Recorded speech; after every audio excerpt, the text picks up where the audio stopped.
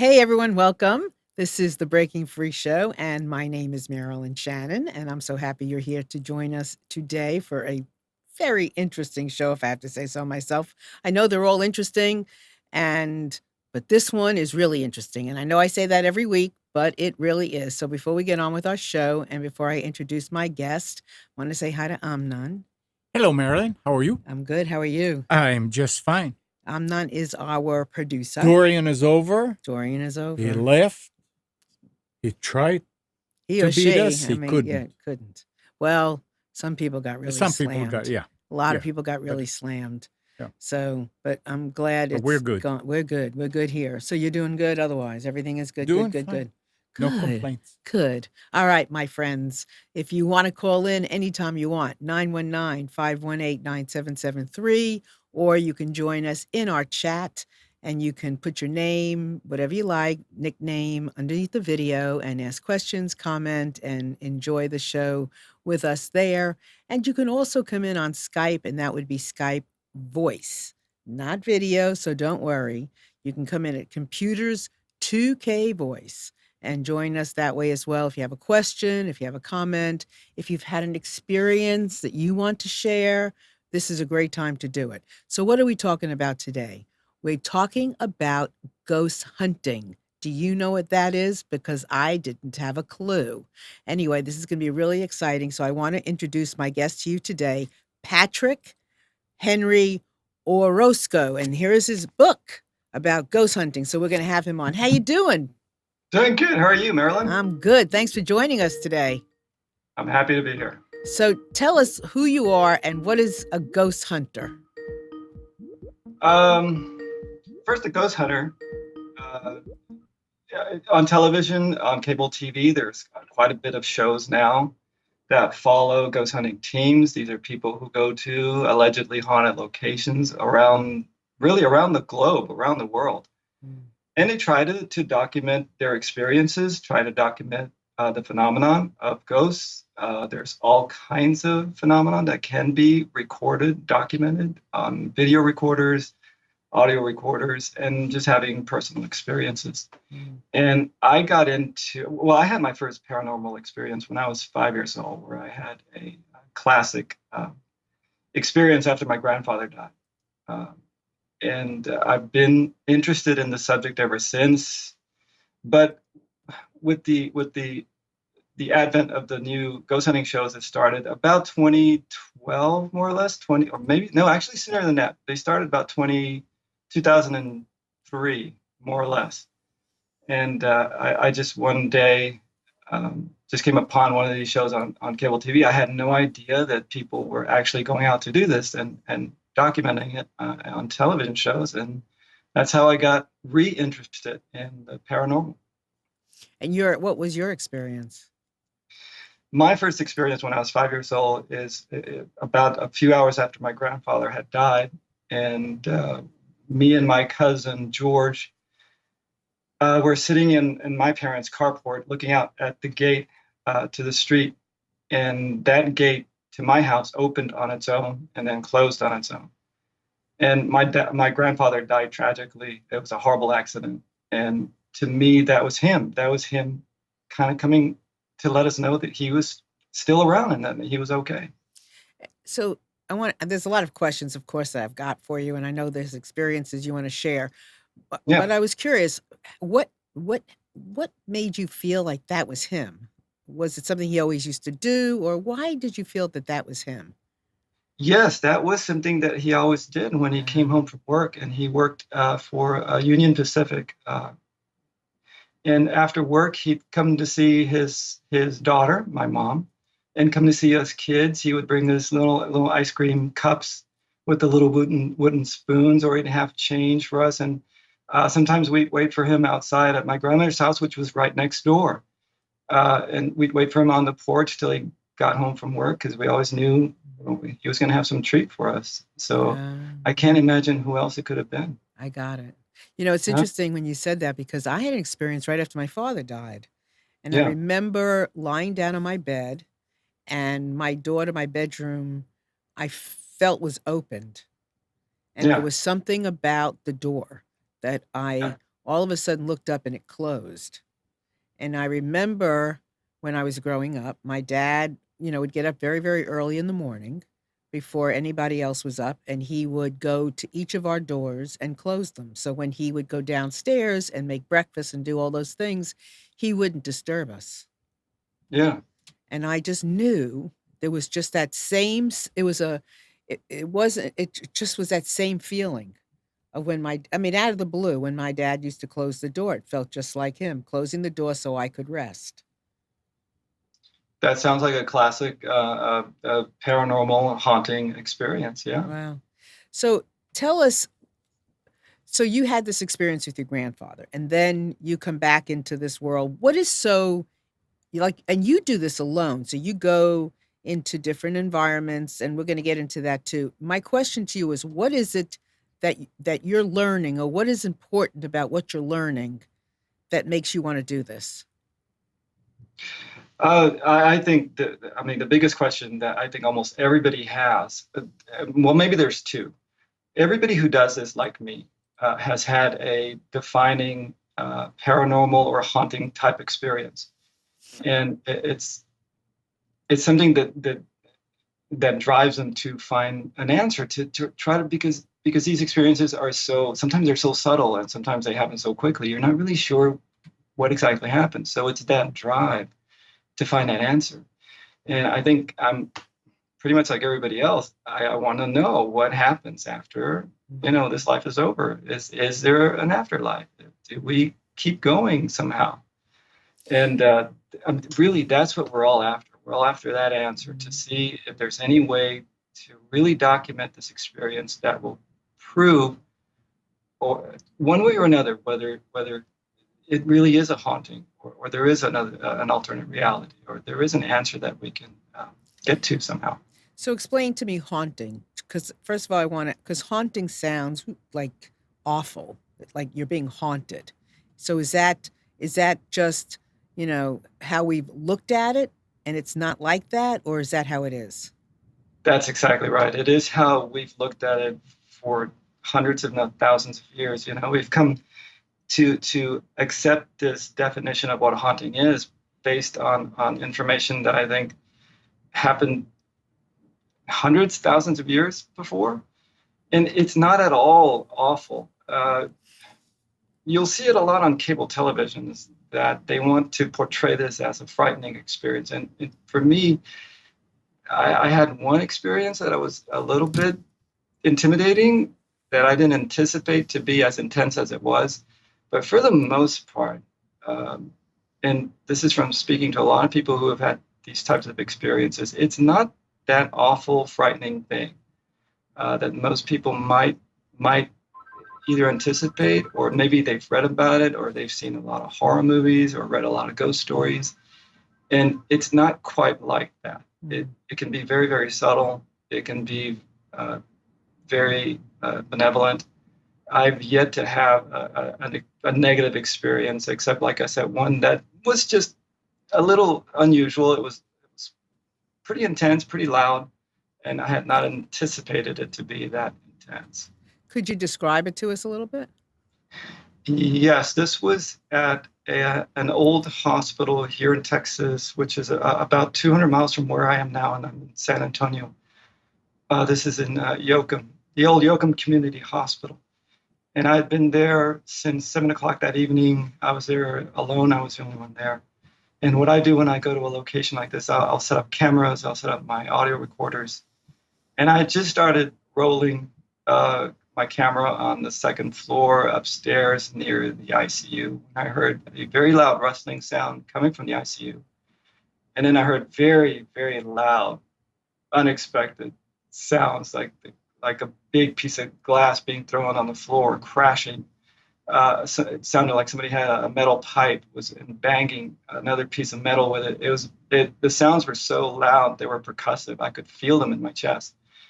So, you don't anticipate it to be that intense and that loud, because when you're at a haunted location like this, you're going to hear things. Sometimes they're natural things. They're things that just happen in that location, the building settling, temperature variations, stuff like that. But this was intentional. This was I became frightened because I thought there was somebody else in there, another live person. And that really is what's the most frightening thing that could happen at these locations, that you run into another person who shouldn't be there. Because that's usually not going to end well. There's some reason they shouldn't be there. But I made my way to the ICU. The ICU is completely sealed off. There's no other way in or out except where I was, and there was nobody in there. So I can only assume that it was paranormal. So do you pick the spots to find out if they're, first of all, I mean, I guess this is a 2 or 3 part question. Do you pick the places, the locations? Does somebody pay you to go there because they are, wanting to connect with a loved one? Or do you look for locations to see that they're haunted? I mean, how does that all work? Mostly we look for locations that are haunted, and it has become such a popular thing now, is that a lot of locations that wouldn't have been accessible are now suddenly very accessible. They're all across the country. They're in Australia, all across the world, and these are places that for whatever reason have gained a reputation for being haunted. Some of them are pretty infamous. Some of them are people have heard of. But no, we rarely ever get contacted. I know that there are some groups out there that will do private investigations. Folks call someone like me or a group because they feel maybe something's happening in their homes and there's a haunting or there's unusual activity and want to figure out what's going on. But mostly we find the locations and we actually pay to spend a night a location. Now, who is we? Ghost hunters, just like me. There's groups. There are. Okay. Yeah. Okay. So this is so fascinating, honestly. So do you look, are most of the places that you would go to, are they vacant? Yes. They're vacant places that you could almost assume there's like the energy of something there. Yeah, especially if it's an old hospital, an old abandoned hospital, that obviously traumatic things happened there. People passed away, people were born, very emotionally charged things happened there, old prisons. But there are some locations that are working, some are working museums, some are working bed and breakfasts, like the Lizzie Borden House. It's available as a B&B and as a haunted location that you can investigate. Yeah. So when you're setting up and you're in these locations, what are you listening for? Are you listening for something specific like sound? Are you listening for information? What do you gather? One of the first things that I do, and most people do when they go to a location, is just get a base feel for the location, just to get an idea what it sounds like to be there, what it feels like, how big the location is. I always like to walk through the location. Usually there's somebody there who will either give you a tour or is the site manager or location manager. Okay. And they'll fill you in on valuable information. And so have you seen like, a vision of a ghost? I have seen, yes, mostly we see, and because this is such a common thing, we see shadow people quite a bit, and a shadow person. It's exactly what it sounds like. It's the form of a human being, but a shadow, and it's not a shadow that is cast on a wall or anything. It's a shadow that kind of just exists freely in space. And you talk to these do you talk to the ghosts? We do. Okay. I do. Most of us do. That's why we have audio recorders. We ask questions. What's your name? Why are you here? That sort of thing. I like to ask, if you cannot communicate with me, or you can only communicate by touching me, go ahead and touch me at any time. But yeah, I'm not occasionally you'll hear a disembodied voice, and that's where you actually hear the voice of a human being or of a person while you're there live. Most of the time, the voices are recorded, and it's an after the fact. Where when I'm listening to my audio recordings from the location, I'll hear what's known as an EVP, an electronic voice phenomenon. Fascinating. I mean, it really is truly fascinating. So, Yeah. what have you learned about the afterlife, about ghosts, about haunted? What have you learned? Not enough. Uh, and that's true. It's It's hard to never say. enough, is it? It's never, no, it No, it's never never is. enough. It just takes you to another question. Well, I wish they would. They don't always answer the questions. And sometimes if you do have a voice, if you've recorded a voice, sometimes it's not even in contact. It's not like what most people would think, that they're saying something like "get out" or "I'm dead," or it's nothing. It's hard. It's rarely ever anything that exotic or that spooky sounding. Hmm.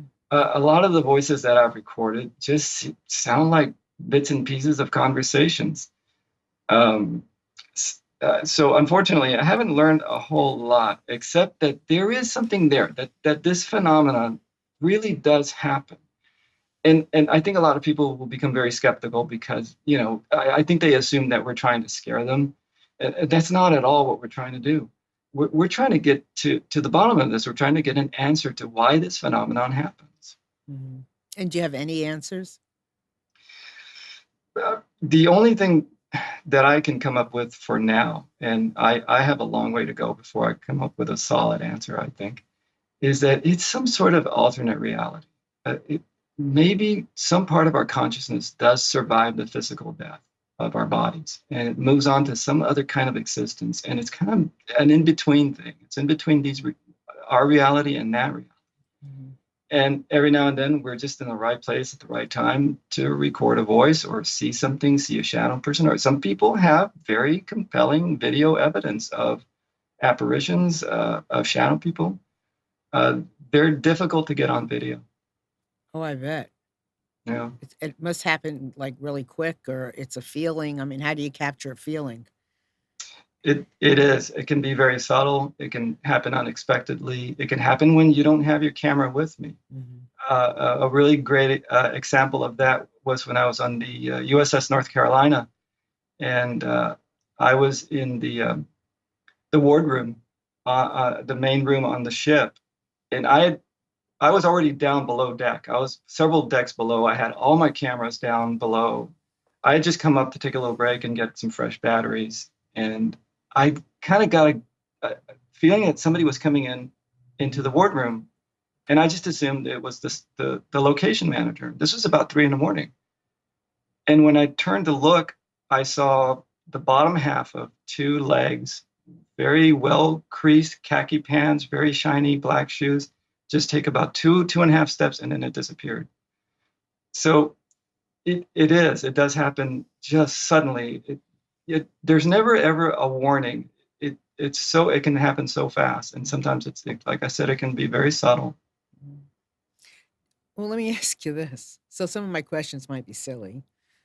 Um, so I take it you've gone back to some, locations that you've been to before. Have you developed a relationship with a ghost? Not me personally, no. I don't think I have. And I have returned to a couple of locations here in Texas because they're easy to get to. Mhm. And I was hoping that would have happened, especially the very loud experience I had at Yoakum Community Hospital. I was hoping to maybe reconnect with this, whatever it was. Mhm. But unfortunately, it did not happen. So there are ghost hunters that have built a relationship with a ghost, With several. with Uh, several. yeah, some have. They're allegedly here in Texas. Another abandoned hospital is Yorktown Hospital in Yorktown, Texas. And some ghost hunters who have been there, some paranormal investigators have been there, have claimed that on their recorders, on their audio devices, they can hear the allegedly hear voices recognizing them by name and calling them by name. Hmm. And What does it take for a ghost? I mean, why would it happen with somebody and not you? Do you have any idea? Um, I, I'm thinking that it happens more with people who have been to the location multiple times. Okay. Here in Texas, I've only been to those two hospitals twice. Mhm. And even though it hasn't happened at these locations, I have had, I've recorded EVPs, voices that have said my name. Uh, Oh.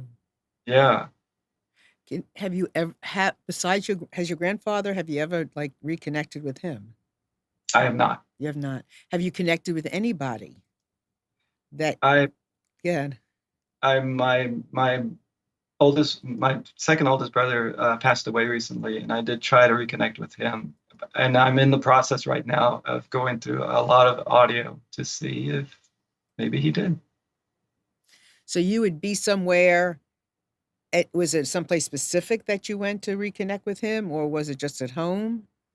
This was I was in an old prison, an old jail here in Texas, and I only made the attempt because he had just passed away a week before, Ah. and I think my idea is that if there is that existence after we die, if the consciousness does exist after, then I think they can travel freely wherever they want to be, wherever they want to go. Mhm. This is really fascinating. I mean, I've never really spoken to somebody who, like yourself. And so I mean, I'm conjuring up all kinds of things in front of me. I mean, so can anybody be taught this, or does it take a certain sensitivity? Who does this? E- Everybody. There's a lot of folks out there forming. There's over 100 groups here in Texas alone that are paranormal groups, that are ghost hunting groups. Hmm. But and it just there's all kinds of people doing this, and some folks are a little more social. It's about the social aspect of it. Some Hmm. folks are a little more serious about it. There's doctors, police officers, psychologists, psychiatrists, all kinds of folks There's so doing it. much to learn. I mean, you mentioned doctors. I mean, there's so much to learn about a lot of things, I would think. Yeah.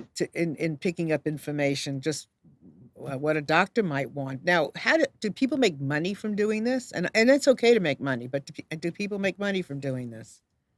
Only on television.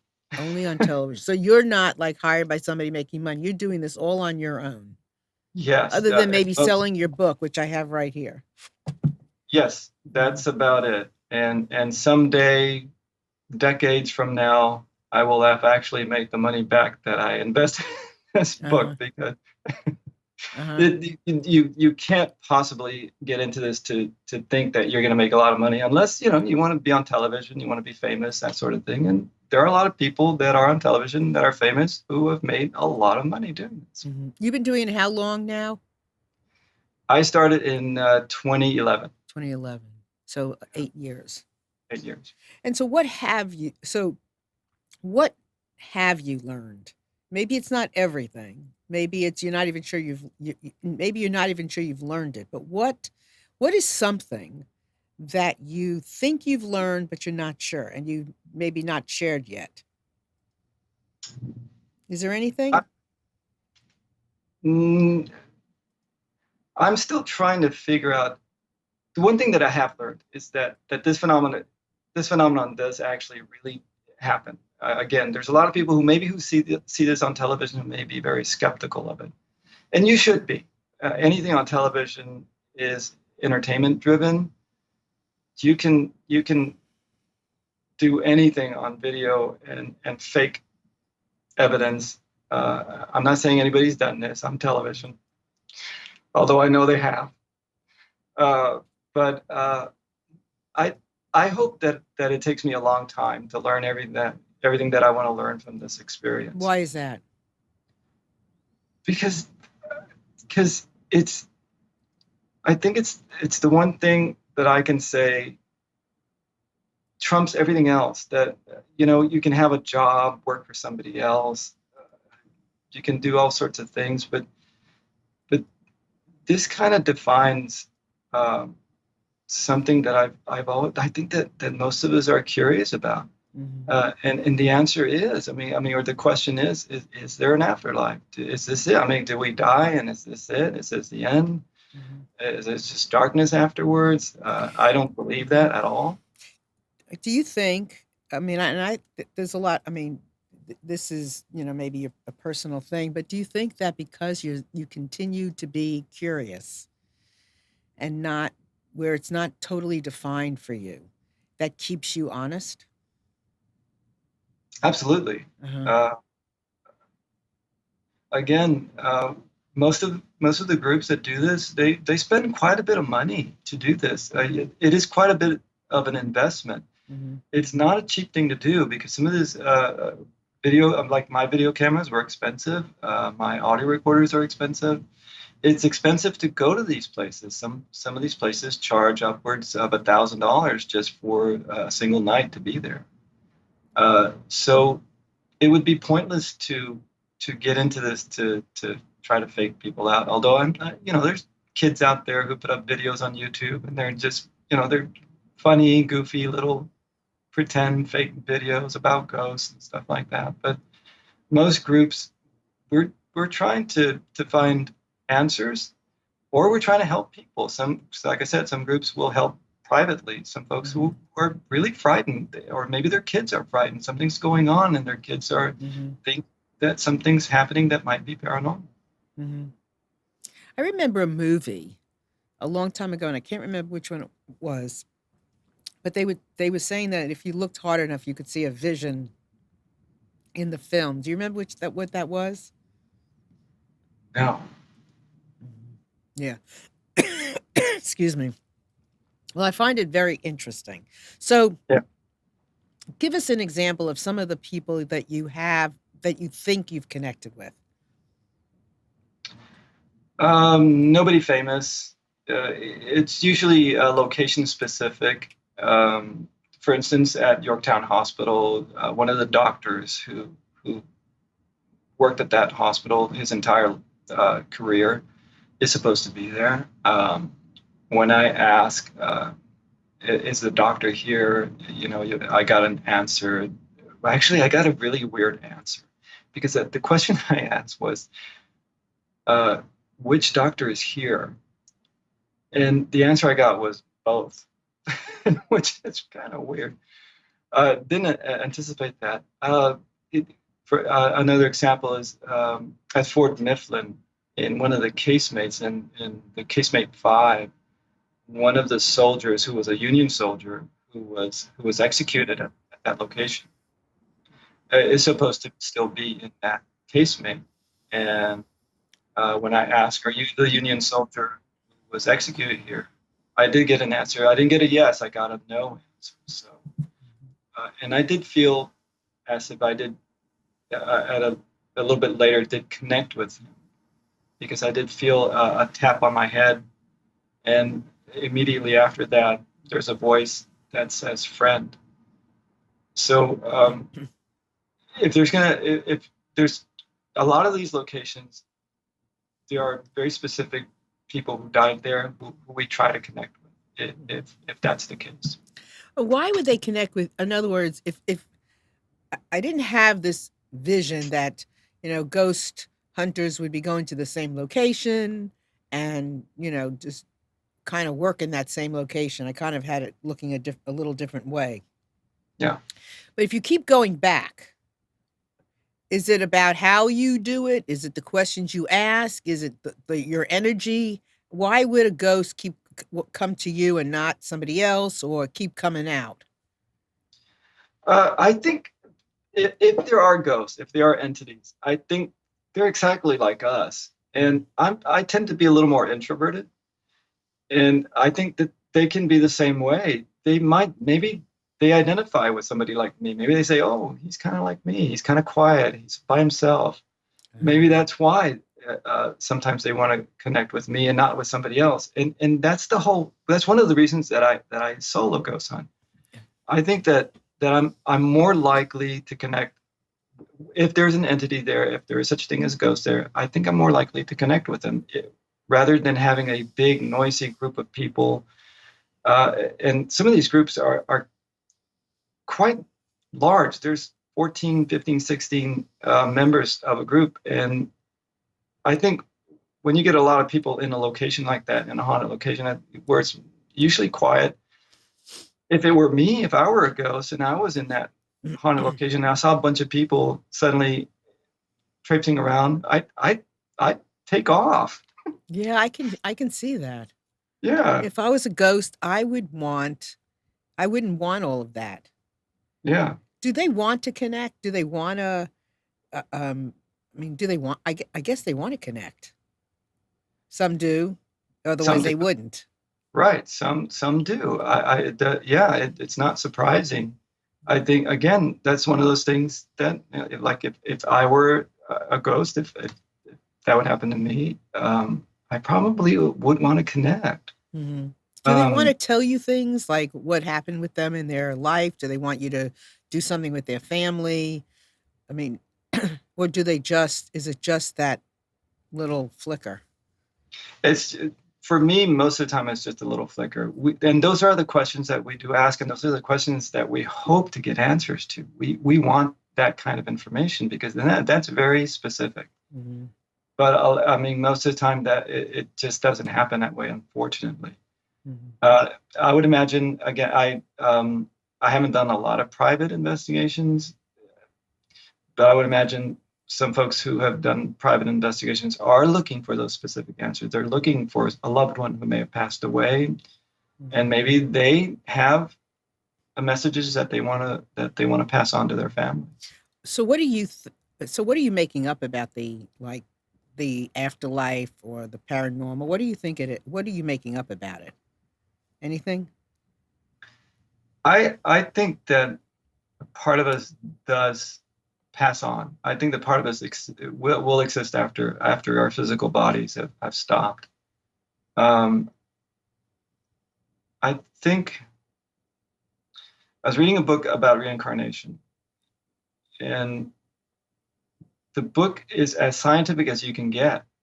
And it seems to be very convincing that there is such a thing, that it's a possibility. So I think that our consciousness, part of it somehow does exist. And one of the best examples that I remember reading about was that our consciousness, who we are, our character, is like a radio signal. Hmm. And we're the radio. Once the radio dies, or the radio doesn't work anymore, it doesn't mean that signal stops. It keeps broadcasting, and that's the one of the examples I think that I like the Hmm. most. That's our energy keeps on Yeah, vibrating. So our yeah, energy is left, and our and energy is what maybe keeps on being like a radio wave. yeah, and maybe even part of our personality, and Hmm. even maybe some awareness. Hmm. I was going to ask you about reincarnation, actually, Yeah, because I was one of the things before you and I even chatted. I wrote down this question of where I was curious about the chance of you bumping into yourself.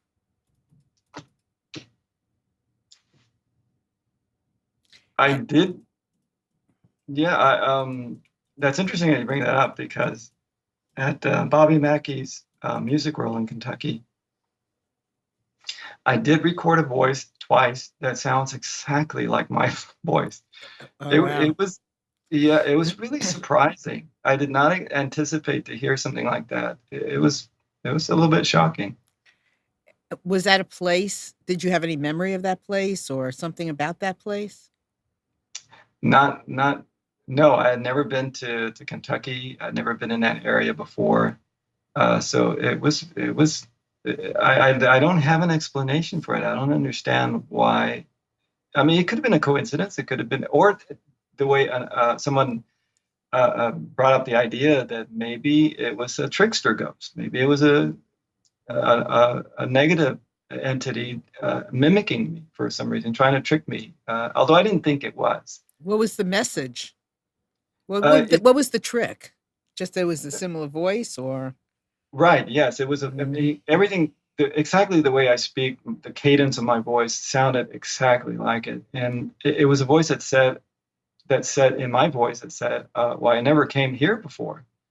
And again, I have a friend who's a professional video editor, and we were talking about this one night, and we just very kiddingly, not very seriously, thought, well, maybe that was me in another reality. Maybe that was me in a parallel Right. universe doing the exact same thing.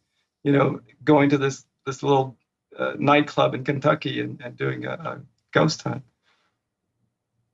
So, I know that, let's say, for instance, people who are speak to the dead and, how are they doing something kind of sort of that you're not doing, or are they doing the same thing? I think we're pretty much doing the same thing. I think I, until I started reading this book about reincarnation, I was very skeptical about the whole idea of being psychic.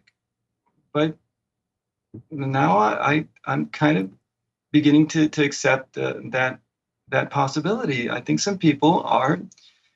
I know a lot of people don't. A lot of people in this field, a lot of people who do this, don't like the word, but I think some people are sensitive. I think they can pick up on things that maybe most people can't, or maybe that most people just turn off or dismiss because it's troubling or it's unsettling. Mm-hmm. And one of the best examples I can use, and I use this example a lot, is that I went to see my eye doctor a few years ago, and her office is down a very, very long hallway. And I went and I walked into her office, and I could sense that there was somebody in the corner. I didn't look at them because I was back then I was even more introverted than I am now. And I just got a sense that somebody was sitting in the corner. But I just went up to the window and I said, well, I'm going to see the doctor. And she said, okay, we'll sign in and we'll get right to you.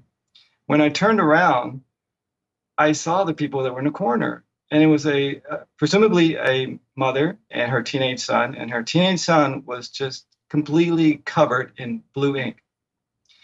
So it's kind of the same thing. You would think most people would have just noticed that right off the bat. They would have walked in the office and said, wow, what happened there? But I didn't. I didn't look that way because I was very introverted. But I did get the sense that someone was there. And that happens.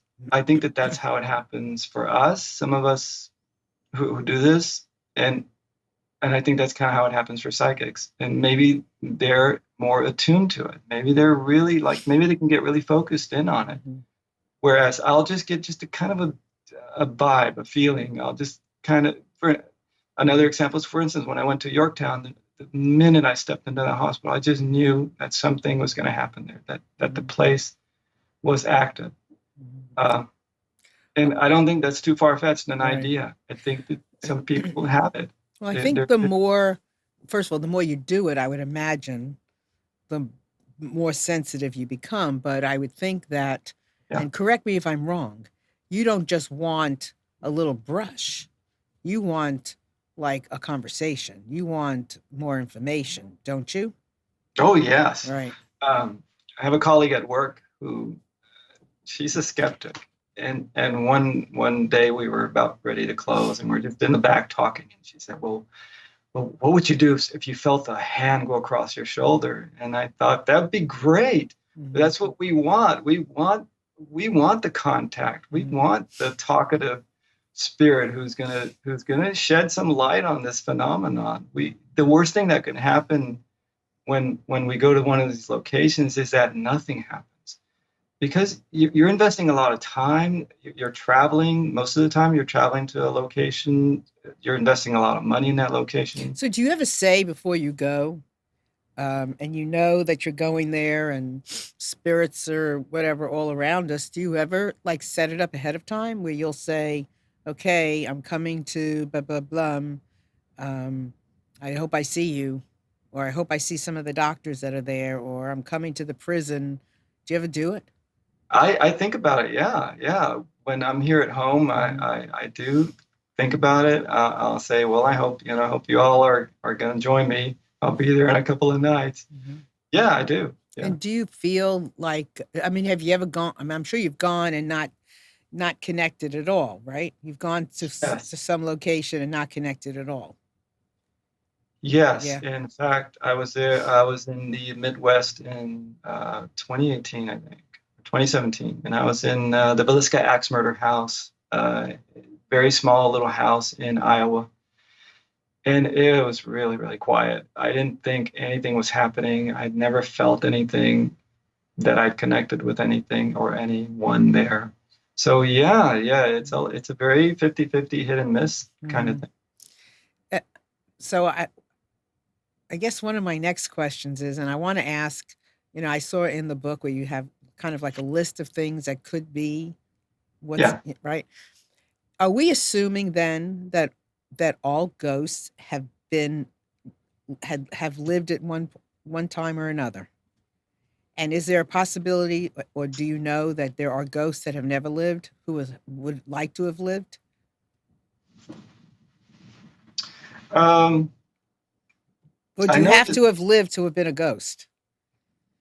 no. Okay.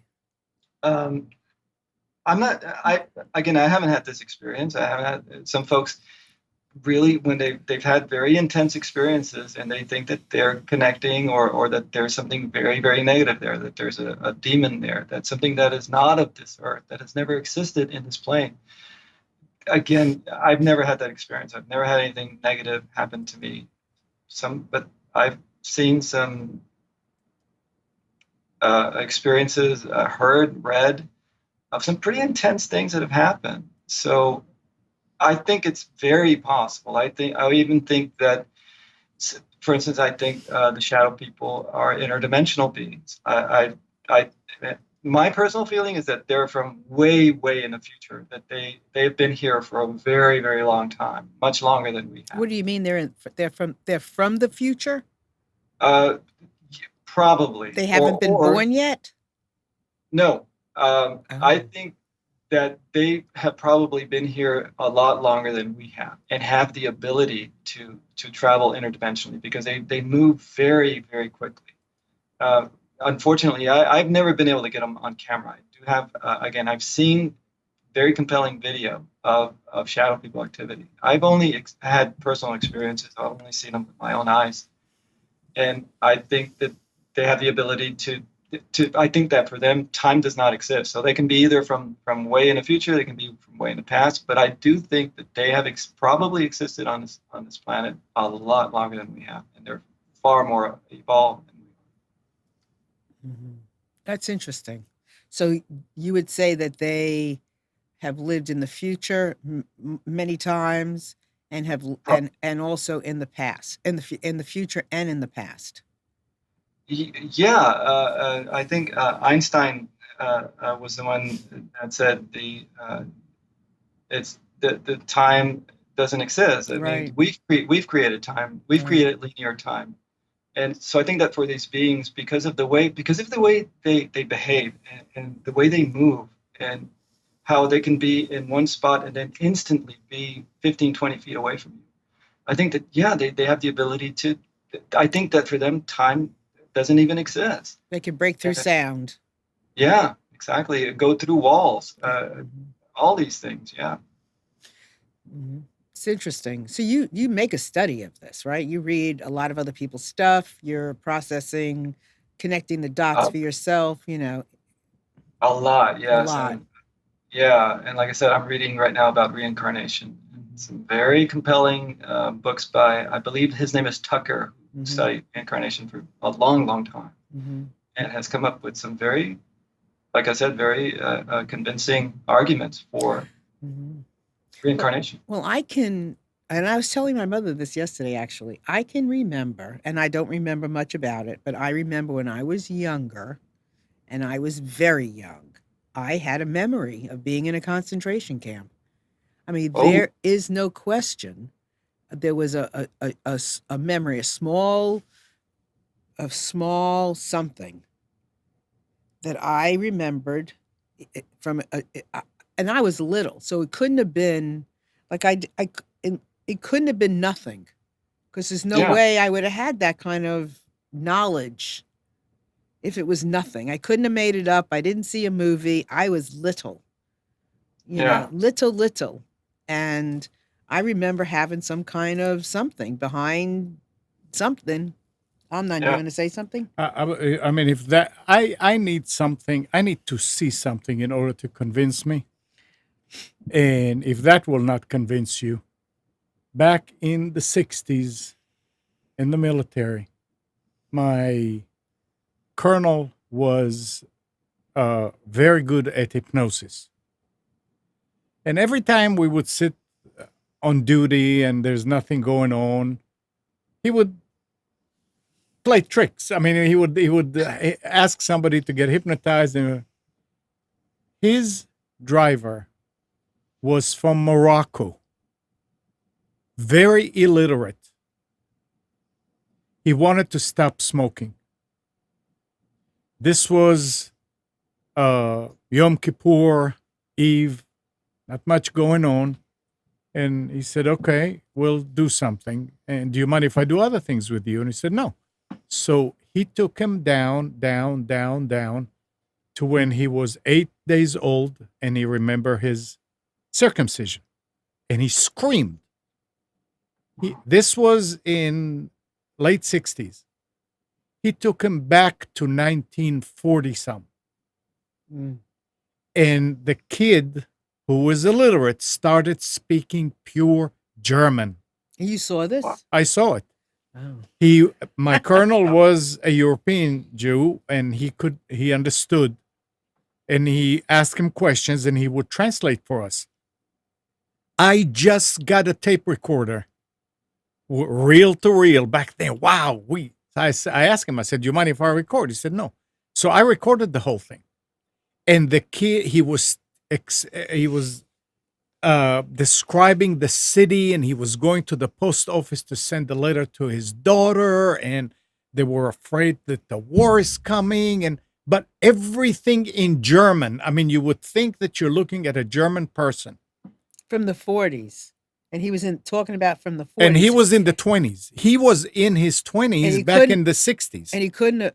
Okay, he was. There's no way. There's no way. No way. And you were there. So if you knew Amnon the way I know Amnon, this wouldn't happen. After it was all gone and he brought him back and everything, we were talking and I was playing it just for the heck of it. They were talking and I was playing it. And we looked over at Yossi. His name was Yossi. He fell under again just from listening to the tape. Wow. And my colonel made me erase it. He said, look, you can be somewhere where you will be playing it, and somebody will go under and you'll never know what to do and you can cause harm. So I had to erase it. But I saw it and I believe in it. Now I've seen it. There's no explanation. About reincarnation. There it is. Yeah. I mean, obviously. Yeah. I mean, I remember. It was as clear as day. And just as clear as day. So the connection to being a ghost, how do you connect reincarnation to ghosts? Well, I think the idea is that there's a consciousness that survives. And from what I've read from Dr. Tucker's books is that these consciousness, again, there's this idea that time doesn't exist because, for instance, there was a little boy that was here in the United States who suddenly began talking a lot about a World War II pilot and how he had been this pilot. Mm-hmm. And this pilot had been shot down near Iwo Jima.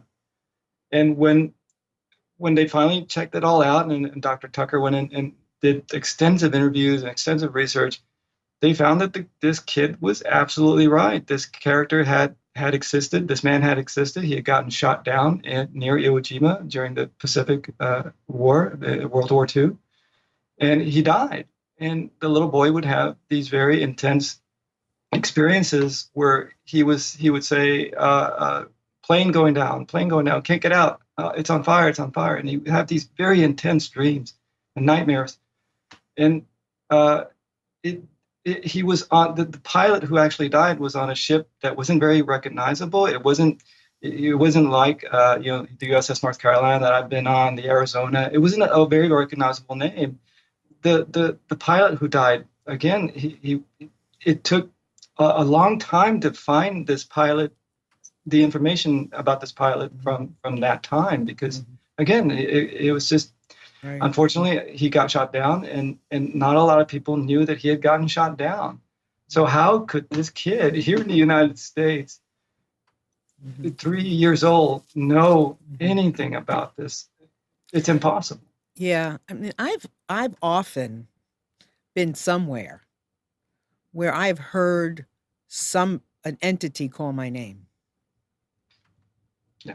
I mean, I That's have been somewhere in my car, wherever, and I can hear it. yeah, that's very common. That does happen. That does happen. Yeah. And what do you do when that happens?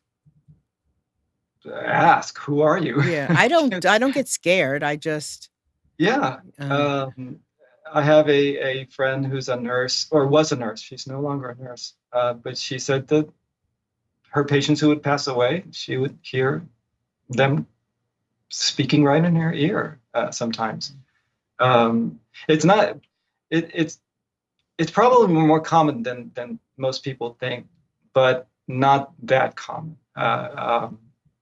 I've never heard my name at a location, at a haunted location, but I have heard it later when I'm listening to my audio files. I will hear, for instance, Bobby Mackey's one voice said, "Who is he?" And another voice answered, "That is Patrick." So, It must be crazy when you hear that. no, it's good. It's I always mean, yeah. Do you stay in a state of awe over this? yes, Yeah. yes. I never get tired. I never get bored. I'm always really excited to be at the location, to come back and go through all the files, do all the analysis on video. It's always exciting. Yes. So, just as we were talking a little bit about these big groups, just at, I guess if a ghost or an entity knows that you are not there to hurt anybody, it makes it a lot easier for them to want to connect with you. Probably, yes. And I think that, again, that I keep going back to the idea of why I solo ghost hunt is because, I mean, I know of some groups that go to these locations, and like I said, their primary reason to get together is the social aspect of it, just to get Right. together with friends, do something fun. I think, and maybe they go into these places and maybe they're misbehaving, maybe they're using foul language. Again, like, if I were an entity, if I were a ghost, I wouldn't be interested. Right, unless you, in your past life, Yeah, you were that rowdy or that kind of fun-loving party type person, and you see these people yeah, come in your party So yeah. tell everybody about your book and where they find it and all that kind of good stuff. Timelines, that's my book. Yes. That is my exploration in 2013 of 6 locations here in the United States that I explored. The first 6 locations that I explored completely solo. You can get it at Amazon. Actually, and that's probably the only place you can get it. It's on and .com. and what is next for you in this The as far same as thing. sharing? Okay. Right now, I am in the middle of doing the analysis, going through the analysis, going through my audio recordings and video recordings of a prison here in Lavaca County in Hallettsville, Texas. It's an old jail built back in the late 1800s, I believe, and it's allegedly haunted. And I spent the night there, a whole night solo, and it continues. I have many more locations that I've explored since the book that I'm now working on, that I'm producing another video series. The book has access to my website, which is timelinesshow.com or sologhosthunter.com, where you can watch the videos. The book was intended to be a compendium sort of to the videos, or the book can be a compendium for the videos, or the videos can be a compendium for the book, because the book is the written version of my experiences, and the videos are actual videos I put together of my explorations. And what would you like to happen from people watching your videos or reading your book? If they're skeptics, if they're skeptical, hopefully to open their mind a little bit about the possibilities, and not to dismiss anything that maybe might frighten them, or they may think that we're doing this to frighten them, because that's not at all what we're trying to do. We're just trying to find out what's going on, why some people think places are haunted, what makes them believe that. Mm-hmm. So anyway, I think it's very cool, and I would, love to hear more of your escapades and more of the things that you discover along the way. So, maybe at some point you'll be able to come back and share more with us and more of your learning. I think that would be really cool to hear. And I think the more people that open up to it, the freer the ghosts will be. You I know, think you so. know, Yeah. and Yeah. and we'll hear more. So, okay, hold on one second. You have my thing? All right. So my books are all on Amazon. In Just One Afternoon, Listening to Hearts of Men, Twins, Millennials, and soon Opioid Addiction. And then I have the Opioid Addiction is almost finished. And then I'll be adding a fifth, which will be In Just One Afternoon, Listening to the Hearts of Black Fathers. And just got the cover for that, and it's really beautiful. So I'm going to be adding that to the family up here soon. They're all available on Amazon. So, any final word, thought, something tantalizing, any final anything? Yes.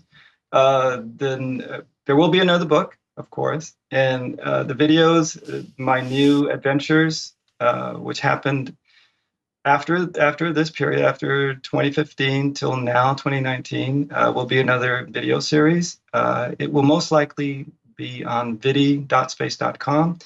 You can also go to vidi.space.com, and they also have the timeline series, my video series. Okay. And there's going to be some pretty compelling stuff on the new series. I mean, things that you've been okay, really quick. Just tell us, because I know I asked you this before. The things that the sound, it could be the creaking in the floor. What else? Tell us real quick. Shadow people, Yeah. voices that you only hear on an audio recording after the fact, which is electronic voice phenomenon. There's plenty of those coming. I had a physical encounter at an old West hotel here in Texas.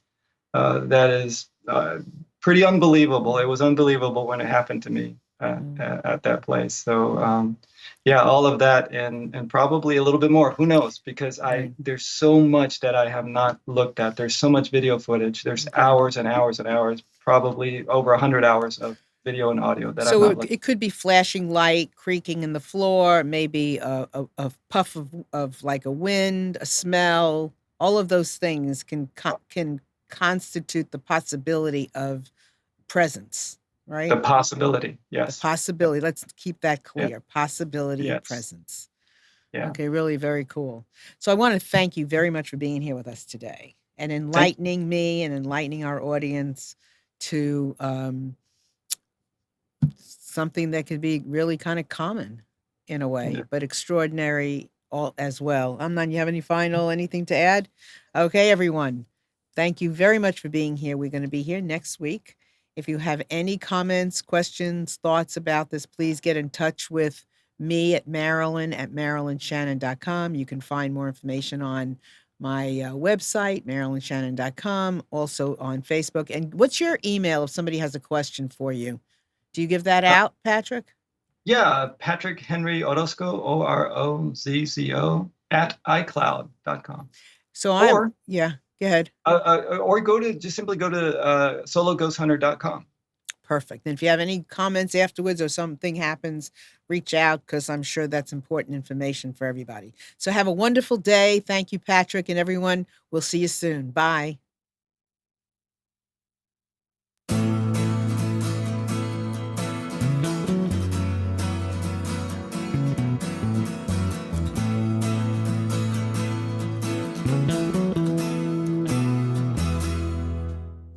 You are tuned to the Nissan Communications Network.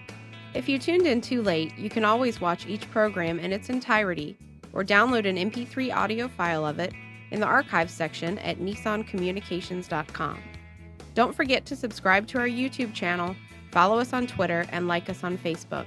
Sponsored by Telestream's Wirecast software, StreamingGear.com, Carolina Apparel, and DeltaForce.net.